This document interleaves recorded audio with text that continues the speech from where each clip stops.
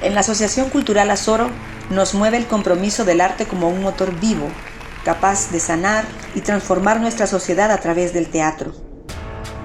Los trabajos artísticos de acá se caracterizan por poner temas arriesgados sobre las tablas, cuestionar la desigualdad, la injusticia y provocar reflexión en el público.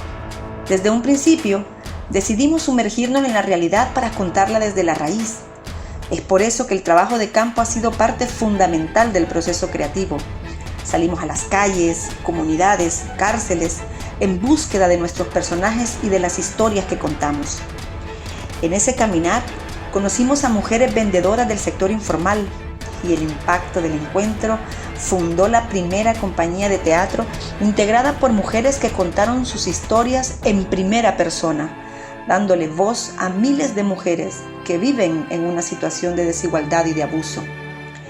Decidimos también que nuestras obras no podían quedarse solo en los teatros y las llevamos a lugares y personas que desde siempre han sido excluidas del sector cultural y artístico, como los mercados, plazas públicas, escuelas, cárceles.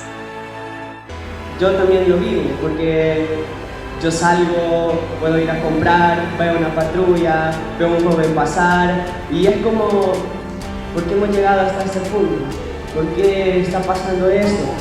Y muchas historias que están aparentadas o están tapadas por las noticias o por la comunicación, los medios de comunicación. Sin embargo, ustedes nos han mostrado todo lo que muchas veces está detrás de una cámara, detrás de una apariencia, de un traje o algo así. Pero quizás la realidad más cruda es cuando ustedes recogen a la patria muerta. No solo representaba la patria, sino que cuando yo lo interpreté como los compañeros, las madres, las esposas, las hijas, pero somos un pueblo. Somos un pueblo que está recogiendo al país.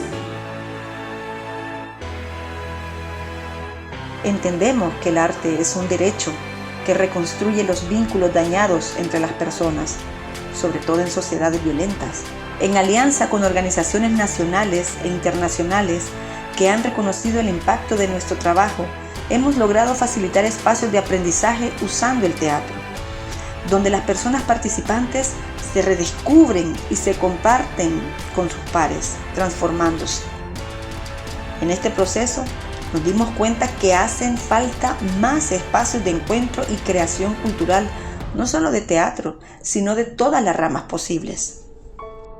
Soñamos con un lugar donde se rompan las brechas económicas y culturales, un espacio que proponga una nueva forma de entender la educación y se promuevan valores como la solidaridad y cultura de paz.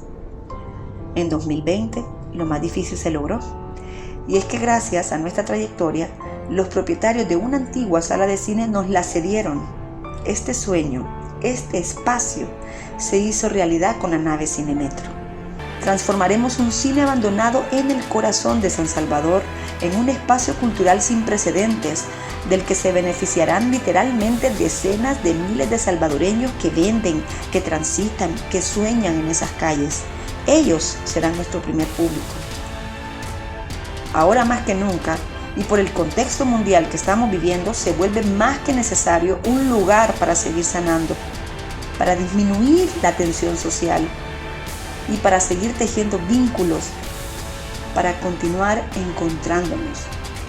Soy Mariam y soy de La Cachada Teatro. Soy Paola Miranda, soy parte del Teatro del Azoro. Soy Erika Pil, soy gestora cultural. Mi nombre es Roberto Cardona, soy bailarín. Soy Ruth Vega, de La Cachada Teatro. Mi nombre es Divine Ángel, soy artista corporal. Soy Alejandra Nolasco, soy actriz de teatro. Soy Evelyn de La Cachada Teatro. Soy César Pineda, actor, profesor y director de teatro.